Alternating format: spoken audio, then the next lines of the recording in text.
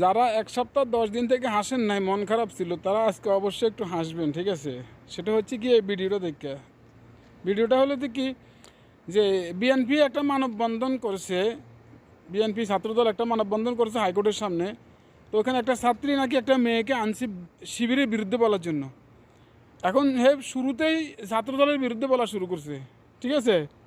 ওই যে মুসা আল্লাহ সাল্লামের বিরুদ্ধে যে একটা মেয়েকে আনছিল, মুসা আল্লাহ সাল্লামের বিরুদ্ধে মুসা আল্লাহ সাল্লাম মেয়েটাকে নষ্ট করছে, এরকম একটা অভিযোগ করার জন্য কিন্তু আল্লাহ ওই মেয়েটার জিব্বা আটকাই দিছে মিথ্যা কথা বলার সময়।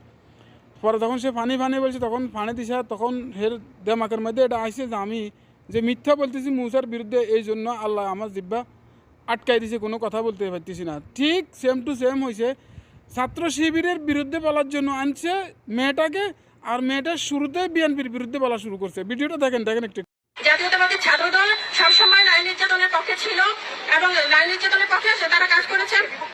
জাতীয়তাবাদী ছাত্রদল সবসময় নারী নির্যাতনের পক্ষে ছিল এবং নারী নির্যাতনের পক্ষে তারা